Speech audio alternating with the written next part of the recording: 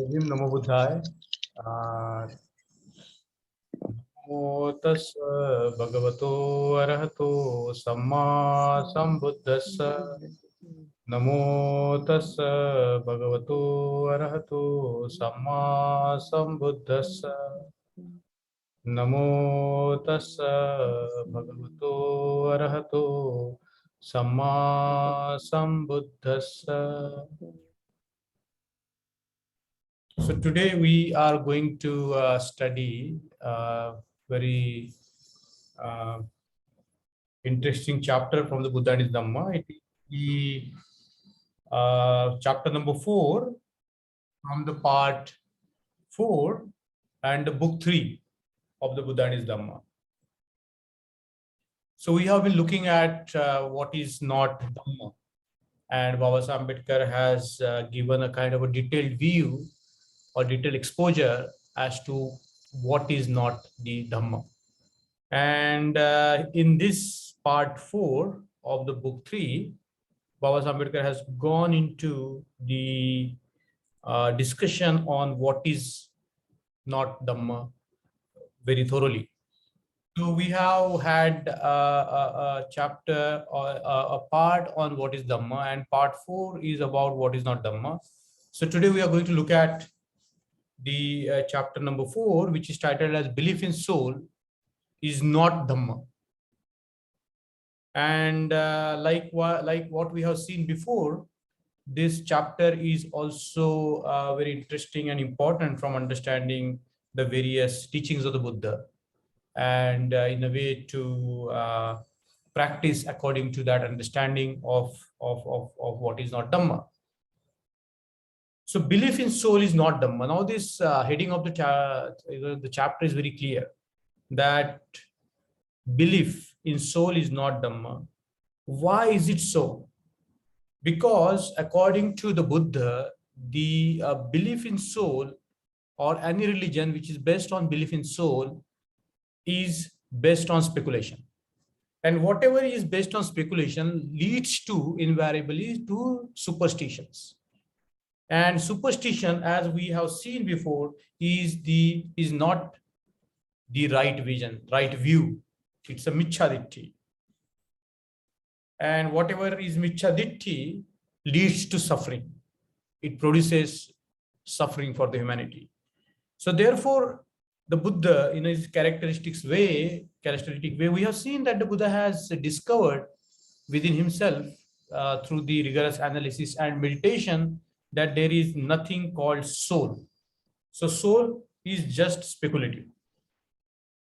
So let me read this argument of Baba Ambedkar that has been put here beforehand. The Buddha said that religion based on soul is based on speculation. Nobody has seen the soul or has conversed with the soul. The soul is unknown and unseen.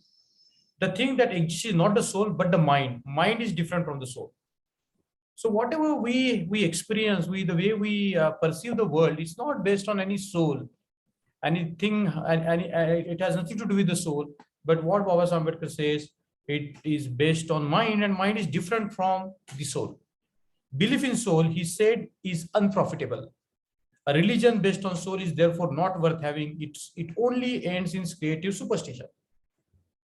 So that was the view of the Buddha on soul. But the Buddha was somebody who will not leave the question just like that.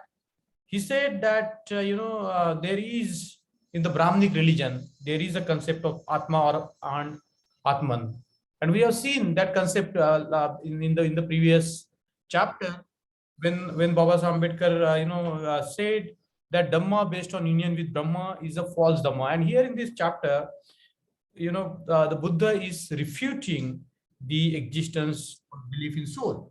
And that's what he says. In Brahmanic religion, the soul is called Atma or Atman. In the Brahmanic religion, Atman is the name given to an entity which was held to be abiding, separate from the body, but living inside the body, constantly existing from the moment of his birth. So according to the Brahmanical religion, there is something in us called soul, which never gets destroyed. It's permanent. It cannot be burned. It cannot be done away with. It's always there. And we have seen that there are a lot of things that talk about soul in terms of cannot be killed, cannot be destroyed, cannot it's disembodied. The word that Baba Ambedkar has used in the verse number 17, disembodied soul. The soul without body, the soul without any manifestation in the body is a disembodied soul.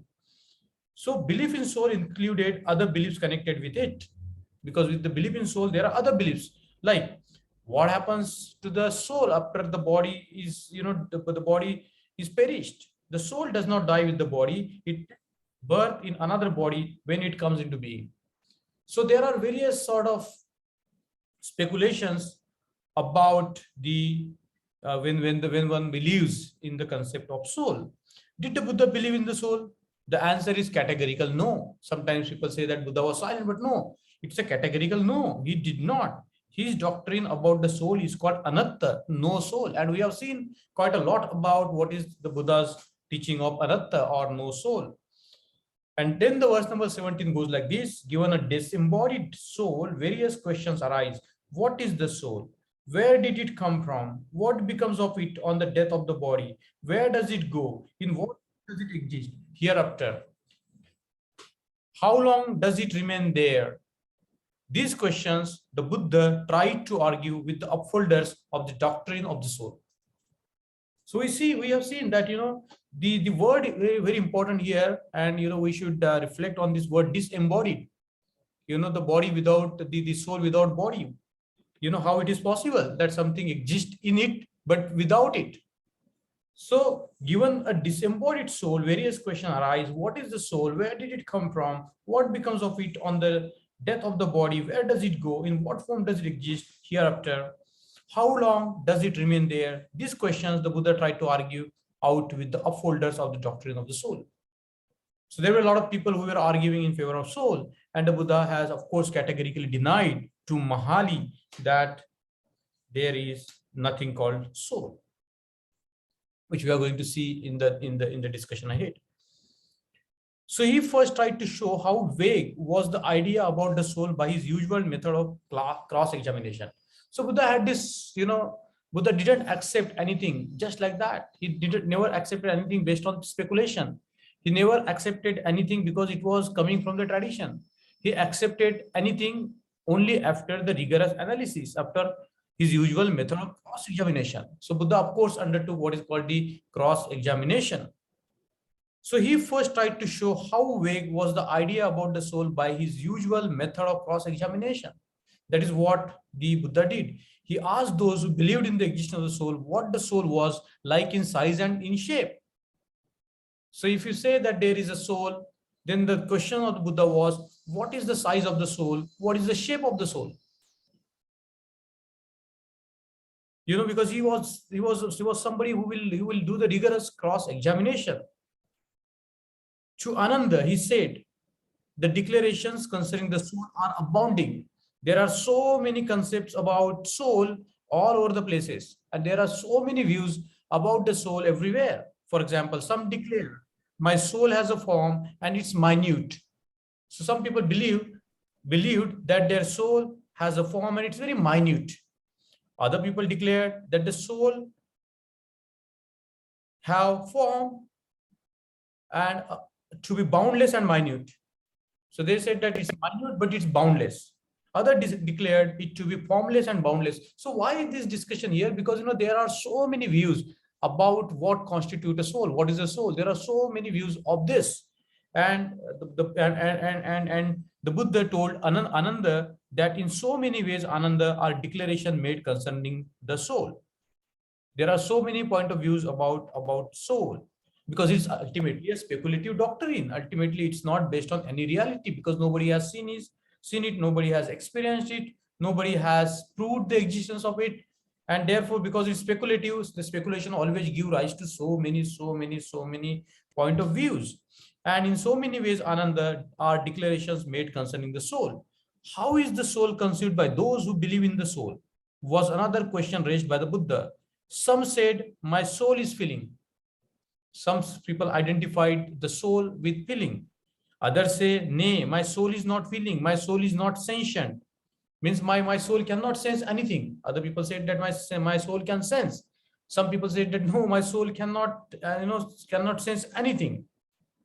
Or again, nay, my soul is not feeling, nor is it non-sentient. So it neither feels nor does it not feels. My soul has feeling, it has a property of sentience. Under such aspect as this is the soul concept. So you see, because this is a speculative concept, not based on the on the rigorous examination, not based on the analysis. So many point of views emerge, not able to construe the reality of what it is, because it's just a speculative concept, speculative thought. The Buddha next asked those who believed in the existence of the soul as to the condition of the soul after the death of the body. So what happens to the soul after the death of the body? He also raised the question whether the soul was visible after the death of the body. He found infinite number of vague statements. So that was the cacophony of the views at that time, that there were so many views about soul. Even today, there are so many views about soul. This is not just true about the Brahmanic religion, but Abrahamic religion as well, that there is a lot of speculation about it. So am I audible there? Yes. Okay. Yes, sir. Yes, sir. Okay. So there are so many issues about the question of soul. So does the soul die with the body? There were innumerable speculations on this. He also raised the question of the happiness or misery of the soul after the body is dead. Is the soul happy after the death of the body? On this also recluses and Brahmins differed. Some said it was altogether miserable, some said it was happy, some said it is both happy and miserable, and some said it is neither happy nor miserable. Verse number 28. So what is the purpose of showing all this thing in the Buddha and his Dhamma when Baba Ambedkar is talking about what is the Dhamma, is to show that there is so many viewpoints, there are so many opinions, there is no one answer to the question of what is the soul, because ultimately it is not based on reality, it is based on speculative thought. And anything based on speculative thought or fanciful thinking or fantasy is bound to lead to many statements, as we have seen in the case of the concept of the soul. His answer to all these theories about the existence of soul was the same which he gave to Chunda. So to the Chunda, he gave this answer. Let's read it, what the answer the Buddha gave to Chunda. To Chunda, he said, now Chunda, to those recluses and Brahmins who believe and profess any one of these views, I go and say this. Is this so, friends? And if they reply, yes, this alone is true, any other view is absurd, I do not admit their claim. Why is this? Because persons hold different opinions on such questions, nor do I consider this or that view on a level with my own, let alone higher. So Buddha, as we have seen, is completely denying the various beliefs or various views or various statements or various speculations on the so-called soul. So now the more important question is, what were the arguments of the Buddha against the existence of the soul? So Buddha, when he criticized or he didn't accept the authority of the God, he equated the concept of the God with the concept of soul, because invariably the concept of God and soul go hand in hand in all the religions. So the general argument he advanced in support of his denial of the soul were the same as those which he advanced in support of his denial of the existence of God. He argued that the discussion of the existence of the soul is as unprofitable as a discussion of the existence of God. And we have seen that belief in the existence of God, Ishvara, is not Dhamma. He argued that the belief in the existence of the soul is as much against the cultivation of Sammaditthi as the belief in the existence of the God. And we have seen that the Sammaditthi is the beginning of everything good in the world. And the belief in soul and belief in God is not the Sammaditthi. It's against the cultivation of what is called the Sammaditthi. So, it's a source of superstition because it's based on speculative thinking. So, a lot of people have been saying that the Buddha was silent on the question of soul. It's not so, because the Buddha categorically denied that the soul exists in his discussion with Mahali. And verse number 37 is very clear. These statements are quite incorrect, for to Mahali, he did tell in most positive terms that there is no such thing as a soul. That is why his theory of soul is called anatta, that is non-soul. Anatta, because the center teaching of the Buddha was anatta. Apart from the general arguments against the existence of the soul, the Buddha had a special argument against the existence of the soul, which he regarded as fatal to the theory of the soul. And here we comes to a very interesting sort of the teaching of the Buddha, that he found that there is no separate entity like a soul, but what is there is called Nama Rupa. And this doctrine of Nama Rupa, as Baba Ambedkar is called, it's the sentient being or human personality, because human personality is a very important sort of a theme in Baba Sahib's writing and speeches, the cultivation of human personality. And according to the verse number 40 in the Buddha and Dhamma, the theory is the result of the application of the Vibhaja test. Vibhaja test means sharp analytic analysis. So the Buddha has put his rigorous mind, and he did the rigorous analysis of the constituent elements of the sentient beings, otherwise called human personality. And he found that the collective name of the human personality is Namarupa.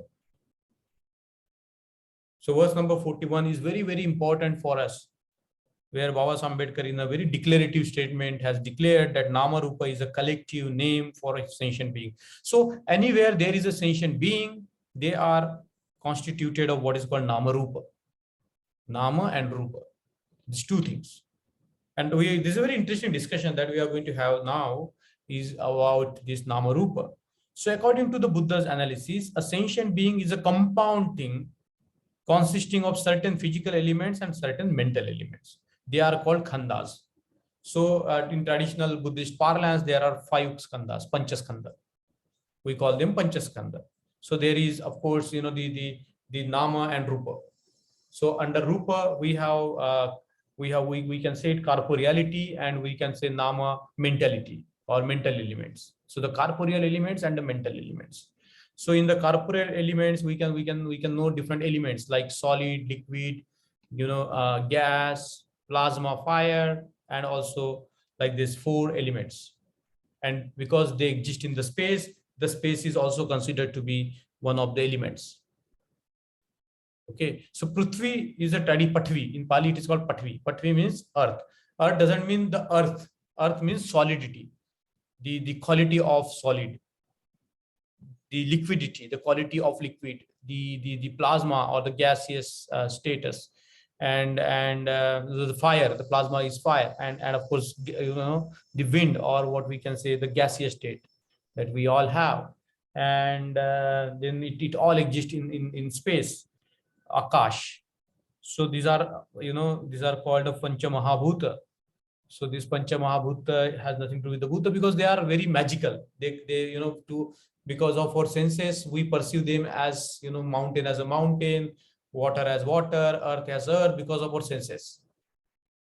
Okay, so this compound Nama Rupa is a collective name for a sentient being. According to the Buddha's analysis, a sentient being is a compound thing consisting of certain physical elements and certain mental elements. They are called khandas. The Rupa Khanda primarily consists of physical elements such as earth, water, fire, and air. They constitute the body or Rupa. Okay, so we don't take earth as earth, but earth as the quality of solid, the water as the quality of liquid, fluid, and fire as, of course, fire, and air, we know the characteristic of air, and these abound everywhere, and they constitute what is called the body or Rupa. Beside Rupa Khanda, there is such a thing as Nama Khanda, which goes to make up a sentient being. So what is the Nama Khanda? Nama Khanda is Vinyan. In Pali, it's called Vinyan. And in the traditional language today, we call it Vijnana. But in Pali, it's called Vinyana. So that's why Baba Ambedkar has written Vinyana, or consciousness. This Namakanda includes the three mental elements, Vedana. Now, Vedana means not, the feeling of suffering. Vedana is a technical term in Pali, which means sensation springing from contact of the six senses with the world. So whenever we have a contact with our senses of the external object, the sensation springs from automatically with this contact, phassa. The phassa is a contact, sparsha, but in Pali it's called phassa. So whenever the organs, the sadayatan, six aitan, they come in contact with the external world, external stimuli world, then the sensation arises, which is called Vedana. And we know that the Vedana are of the three types, Sukhada Vedana, Dukkada Vedana, and Na Sukhada, Na Dukkada Vedana.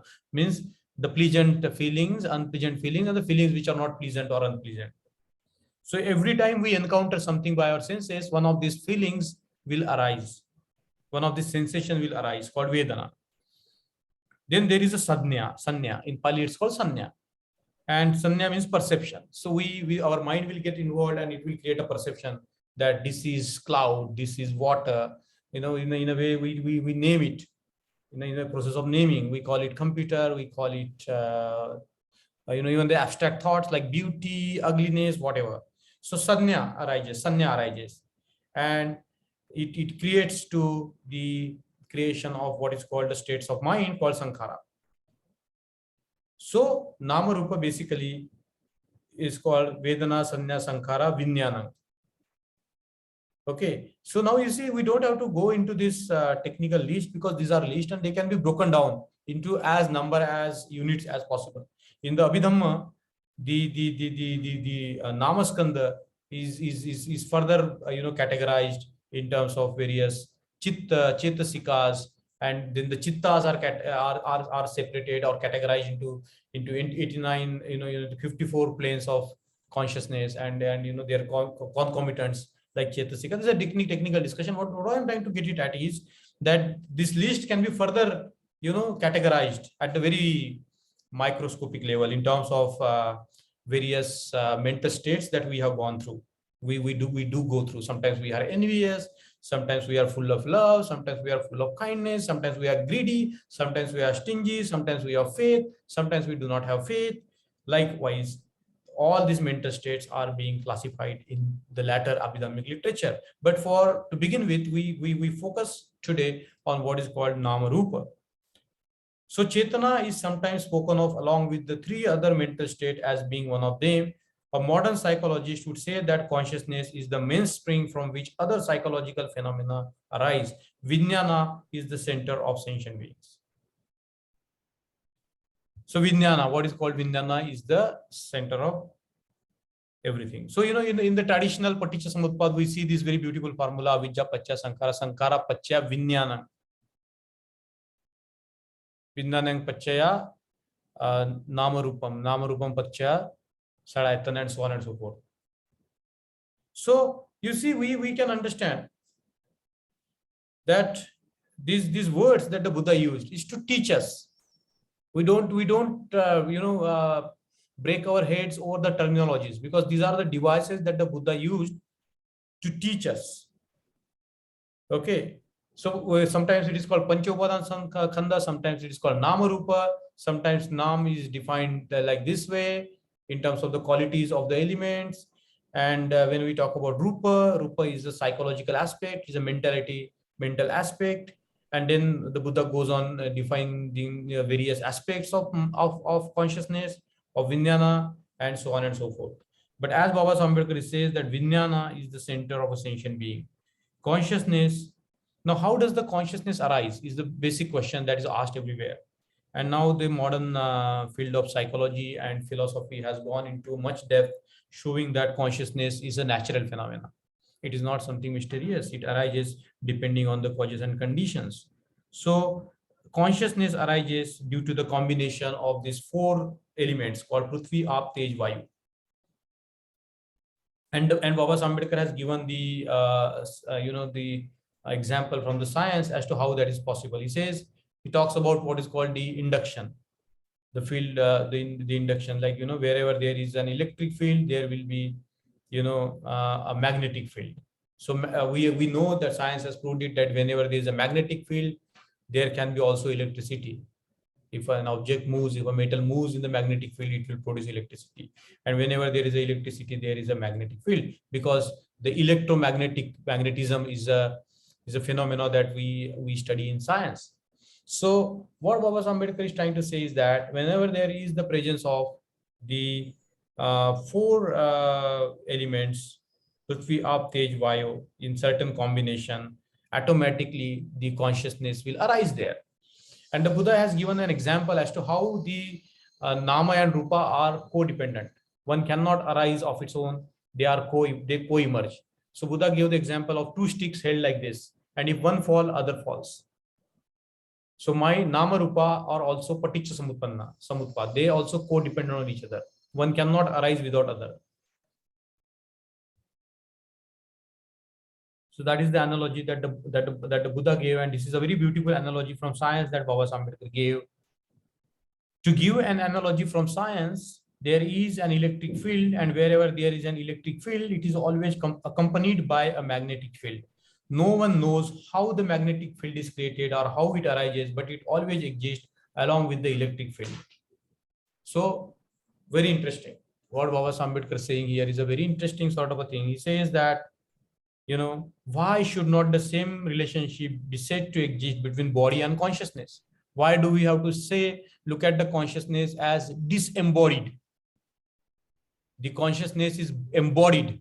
It's not disembodied. It's a very profound sort of a statement if we look at it from very careful angle, that the consciousness cannot be separated from the the body. So body and consciousness, they are not apart. We cannot separate the body from the consciousness or consciousness from the body. They are interdependent. They are intertwined. They are interrelated. They are Paticca Samutpada.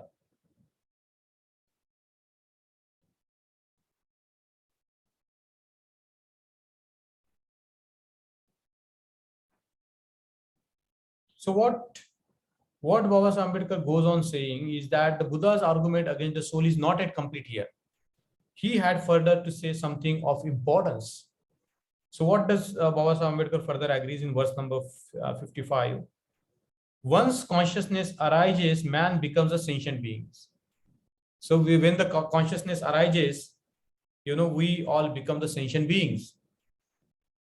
And I think this verse number 56, 57, 58, 59 are so important of the verses in the Buddha and his Dhamma, is that we will spend some time to understand. Because this is where Baba Ambedkar has tried to use the concepts of the modern psychology to explain the mind or the consciousness that the Buddha has talked about, or that we all experience. Let's look at it very carefully and slowly. Consciousness is cognitive. So number one, the quality of the consciousness is to cognize. So the consciousness is cognitive, emotional, and volitional. Very three important words. Consciousness is cognitive, emotional, and volitional. And how do we understand these words? Consciousness is cognitive when it gives knowledge, information, as appreciating or apprehending. So it appreciates the concepts, it appreciates the experiences, apprehends, it understands. Whether it be appreciation of internal facts or of external things and events. So that is one of the dimension of the consciousness, that is to be cognitive. Consciousness is emotional when it exists in certain subjective states. So the another dimension of the consciousness is that the consciousness is emotional. So when it exists in certain subjective state characterized by either pleasurable or painful tones, when emotional consciousness produces feeling. So our mind is not just intellectual, it's not just cognitive, but our mind is also emotional.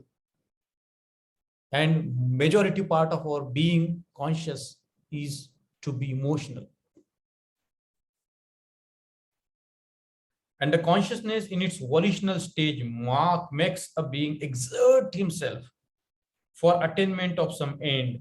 Volitional consciousness gives rise to what we call will or activity. One of the very important quality of the human consciousness is to will, is to, what is called to exert. And in Pali, it is called chetana. So one of the aspect of our mind is chetana, volition. And the Buddha says, chetana aham kammam vadami. So whenever there is a will, it is said there is a way. So in Buddhism, it is very important for us to activate our will towards something, because that activation of the will is so important, that without which the mind cannot exert itself. So what in the general parlance we can say willpower or intention. So mind has the quality of intending something. We intend something, we intend to get something, we intend to achieve something, we intend to be something. So these three qualities of the mind, the three characteristics of the mind that Baba Ambedkar has put in the Buddha and Dhamma, I won't go to read it again because they are very important. Consciousness is cognitive, means we can say intellectual also, the way we think, the way we apprehend the things, the way we understand, the way we comprehend the world around us. Cognitive or intellectual aspect of the consciousness. Consciousness is cognitive when it gives knowledge, information as appreciating or apprehending, whether it be appreciation of internal facts or of external things and events. That's the number one dimension of the consciousness. Number two, consciousness is emotional when it exists in certain subjective states characterized by either pleasurable or painful tones. When emotional consciousness produces feelings. So our consciousness is also have the quality of being emotional. And emotions are very important. Buddhism is not a philosophy that denies the existence of emotions. In fact, raga, dosa, and moha, they are all related to emotions. Maybe moha more to the cognitive side of the things, because it's about wrong thinking, it's about wrong perception. But definitely the craving, definitely the hatred, the love, or faith, these are all emotional sort of the mental states. So emotions are very important, because we are also made up of emotions as much as we are made up of intelligence. And of course there is a volition, there is what is called the exertion, or what is called the intention, or what is called the chetana in the Buddhist technological terms. And this third aspect of the consciousness is actually what is called the kamma, because it sets in motion both our intellectual and emotional life. Our will set in motion our intelligence and our emotions. So therefore, when we look at the Noble Eightfold Path, Samma Sankappo means the right sort of a resolution is second, is a part of Pradnya. So resolution is very important. The commitment is very important. And that makes us exert ourselves. That's why we activate our will, as Baba Ambedkar said, towards awakening. We all have to activate our will. We all have to exert ourselves towards that, towards the Buddha. And then, our emotional response comes and our intellectual response flows in that direction. So I think these three aspects of the consciousness are so important. But in the verse number 60, Baba Ambedkar concludes like this, that it is thus clear that all the functions of a sentient being are performed by the sentient being through and as a result of consciousness. After this analysis of the Buddha asked what are the functions which are left to be performed by the soul, all functions assigned to the soul are performed by consciousness. So as we have seen in the discussion, that everything that we have seen which was attributed to soul is already performed by the consciousness. A soul without any function is an absurdity. We don't need the concept of soul to explain so many things. The psychology doesn't take into consideration the concept of soul at all. Modern psychology has nothing to do with the concept of soul at all. And anything can be explained related to psychological aspect of human being in terms of the theory that the Buddha has taught us. But it's not just a theory, it's a reality that we all can experience. A soul without any function is an absurdity. This is how the Buddha disproved the existence of the soul. That is why the existence of the soul cannot be part of Dhamma. So you see, to summarize, and I'm going to put a summary of what Buddha thought, why the belief in the soul is not Dhamma. Number one is that the belief is based on speculation, and anything based on speculation leads to superstition. And whatever is superstitious is not in accordance with the cultivation of Sammaditthi. And anything is not Sammaditthi will eventually produce suffering for the humanity. And we have seen that the Brahmanic religion talk about Atma and Paramatma. Likewise, the Abrahamic religion like Christianity, Islam, and Judaism, they talk about the soul. And there are many views, many statements, many postulates, many theories as to what is the soul. And sometimes those theories contradict each other because they are speculative in nature.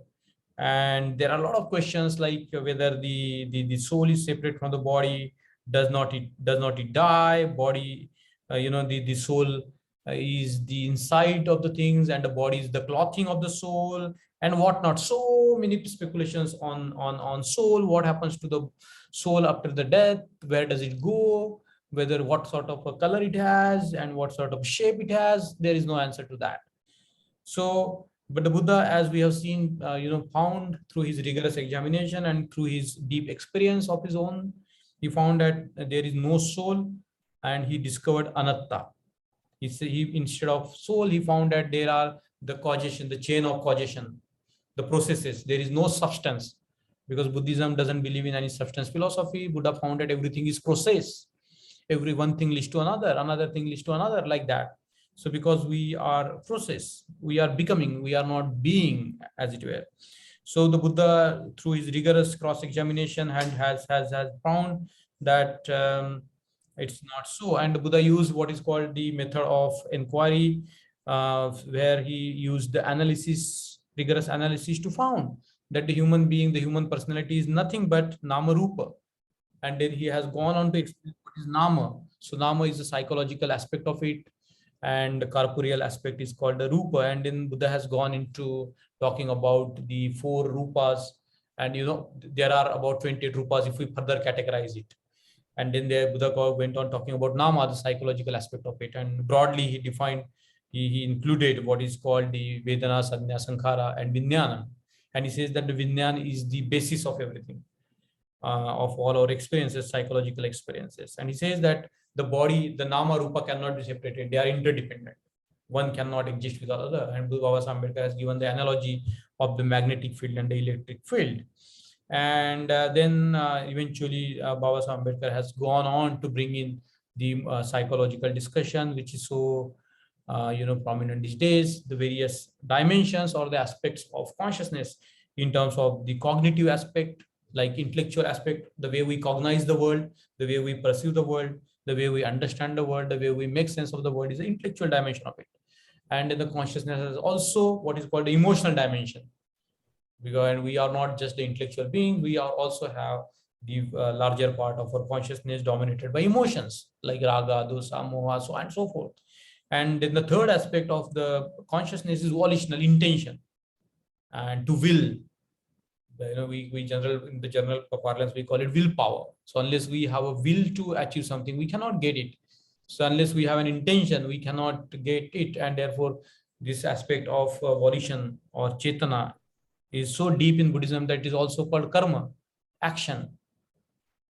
And Chetanaham Kamuna Vadami, that's what the Buddha has said. So when Baba Ambedkar has the discussion on consciousness, he has come to an important conclusion that what role the soul has to play in our life? Nothing. It's just a speculative concept, and anything that is absurdly speculative is not going to produce any happiness for the humanity. So that was our discussion on Baba Sahib's 4th chapter of the part 4 of the Buddha and his Dhamma. Belief in soul is not Dhamma. And I stop here and open up the class for the further discussion.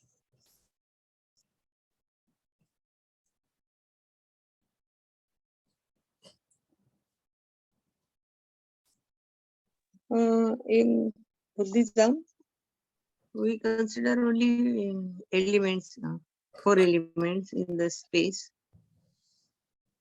and we don't consider Akash because it is space is filled with Yes, elements.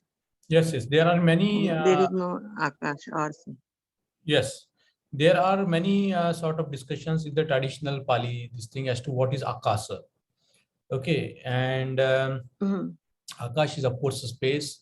This elements has to be somewhere, right? This it is element, filled with elements only. yeah. So you can call it space, and space and Akash is considered the equivalent of the things. And we don't go into that in terms of discussions or whatever. Yeah. Huh. Yes. Does that air substituted the space word? What? Means can we substitute air as a space? No, no, no. Air is a very different element, no? Like air means we have oxygen, we have nitrogen, we have carbon dioxide, and so on and so forth. Okay, in space also means does it cover that area? Yes, because for air to exist, it has to have some kind of a space, no? Yeah. And space is considered in such a way that whatever space you occupy, I cannot occupy that space. Yes. Okay, so there is a very great discussion here in a lot of Buddhist philosophies, but that's not our scope here at this moment. And those who are willing to read, I can recommend them a lot of books on the Buddhist concept of space and time and whatnot. The point here is that this Prithvi, Aap, Teja, Vayu, they are like the elements, and elements doesn't mean that they are materialistic in a sense like that, because the concept of solid, as we have seen, has undergone a lot of change. So the way the solid was perceived, now the way the solid is perceived in physics, it has undergone a lot of change, a lot of understanding, deep understanding at the level of electron, and at the level of even the interaction of light and matter, photons and electrons. But it's not the scope of our discussion. We just, for the sake of understanding the basic Buddhism, we know that there are corporeal elements. There is a tendency of solid. So solid doesn't mean solid. It's a tendency. It's characteristic of solid. It's a guna dharma.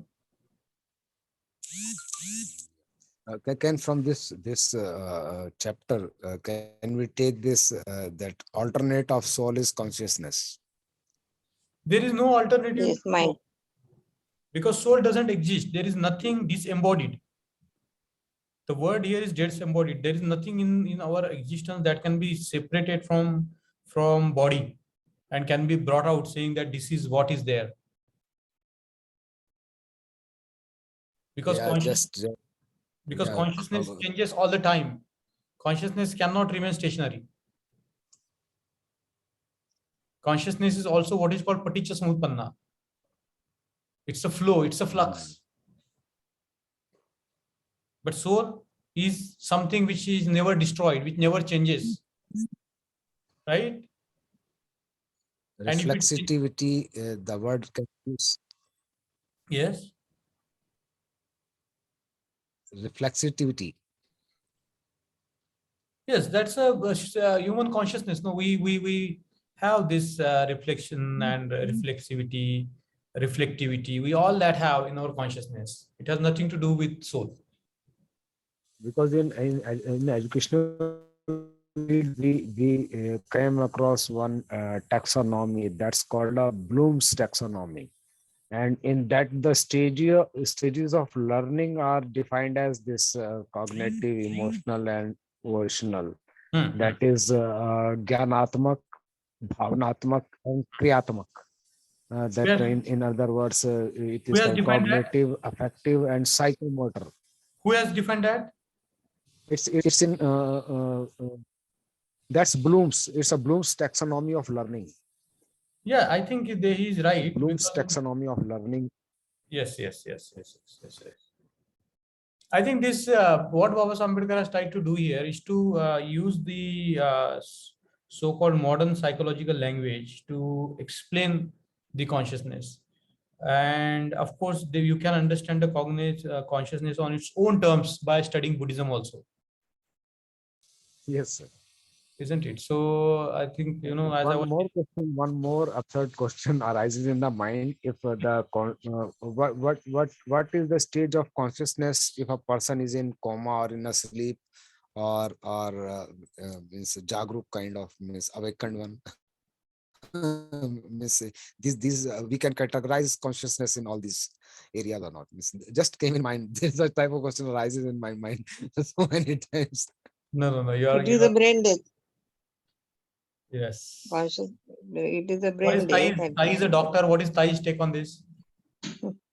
When we call the patient is unconscious, there is brain death, but the other cells are live.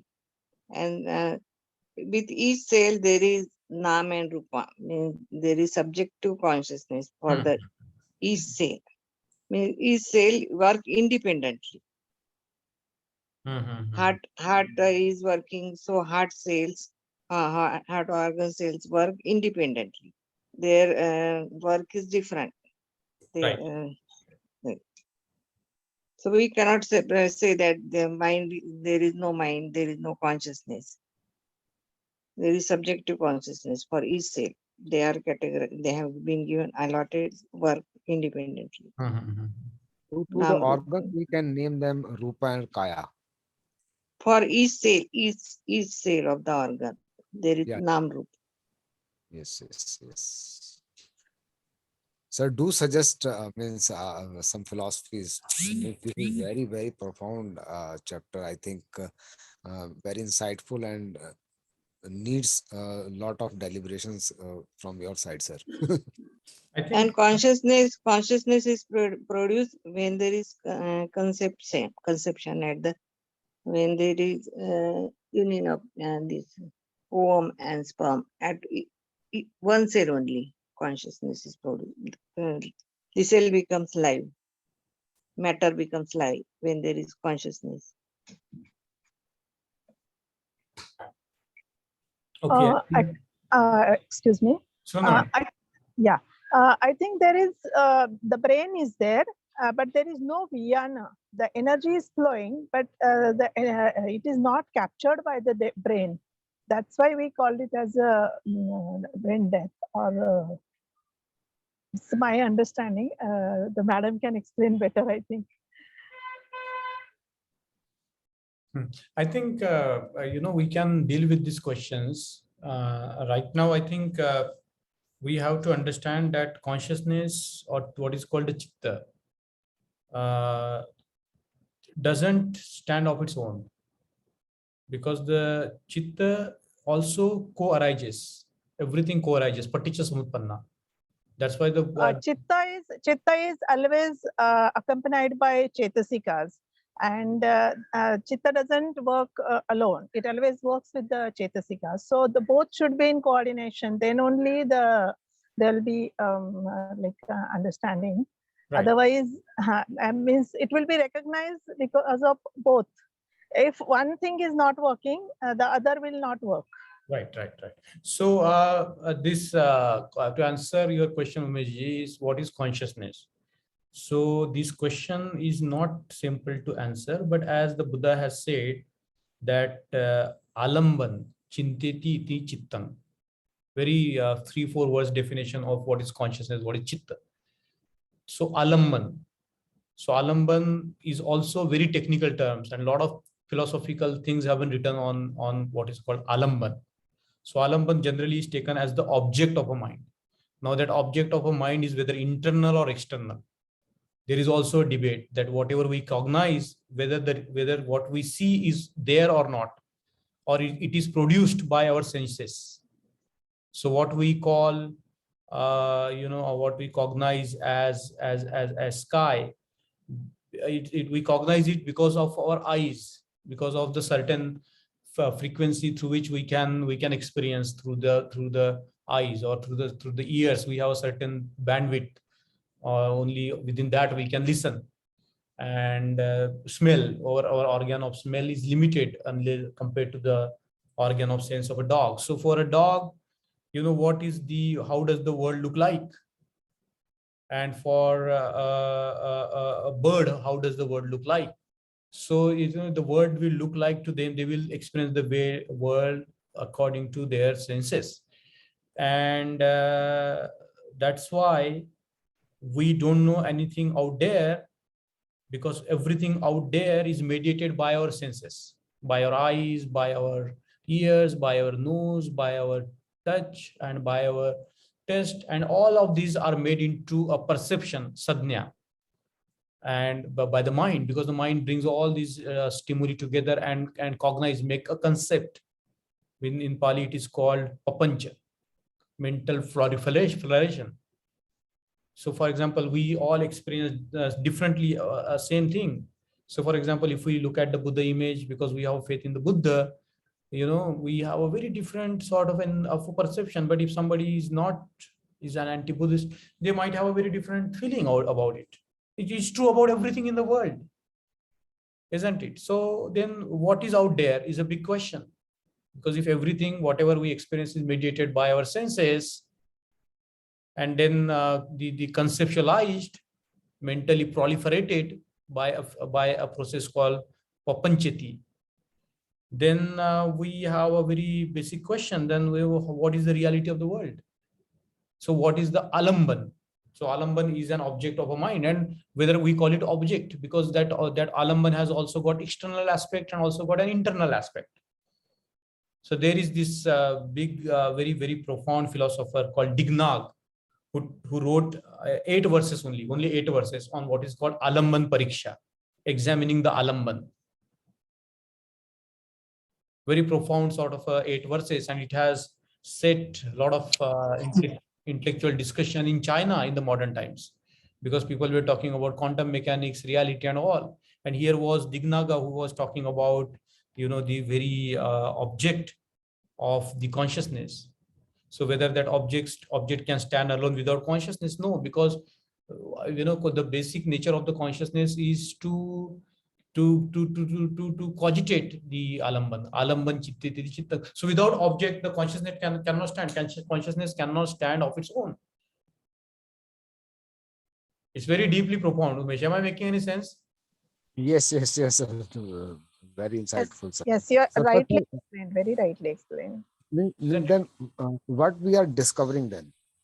So that's the Yes, question, no?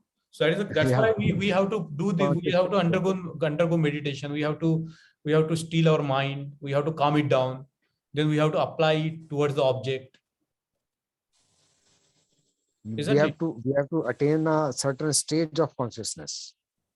Not certain stages of consciousness, but we have to steal our consciousness, samatha.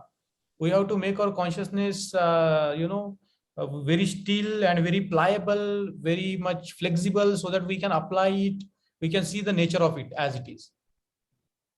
Means movement from self to non-self.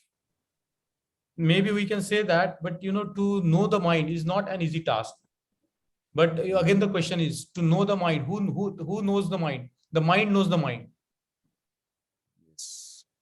So there is awareness of awareness. It's very profound. It cannot be put in the world. But when we start, stealing down our mind, calming down our bodies, and when there is some kind of stability in our mind, when we apply that mind to inquiry of this world around us, we begin to see as it is, the nature of the consciousness, the nature of the world. So I think let's That yeah. we are all doing. Yes. Yeah, I just wanted to say that to get the detailed knowledge of all this about the Chitta, Chetasika and all, if we study Abhidhamma or Abhidhammata Sangaho, they have explained in very much in detail about Chitta, Chetasika, then Al-Amban and all Viyana, everything. So it's initially it is very difficult to understand, but if you try to understand with the practical aspect, like with the meditation, then you can experience the things. So why, that is. Yes, Dr. Sunanda ma'am, why don't you collaborate with, say, Alka madam or anybody who is interested in Abhi Dhamma and come up with a presentation for all of us. Is that, how does this sound? I can do that. I can do that Please do it. because yes, it will be possible, and Yeah. that will be helpful to everyone, I suppose. I'll So why work don't on you do it. it? Why don't you do it? You fix a date, and I would recommend if you can make a nice PowerPoint presentation, maybe a few classes, and that would be nice. What do you all think? Yes, Yes, sir. yes. It would be very Yes, nice. yes, it is a good. Is Yeah, it is required? I'll It is highly definitely, required.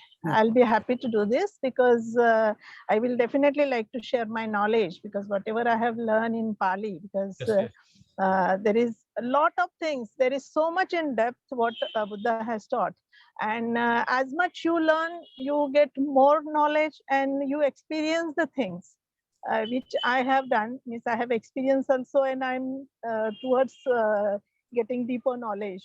Very good, very good, very good. So, So, ma'am, so why so I don't will you like to definitely share with everyone. That will be good for me. please do so? Please do so. Make Yeah. nice presentation, and maybe we fix up a date. You share it in the WhatsApp group, and we will do it. Okay. Sure.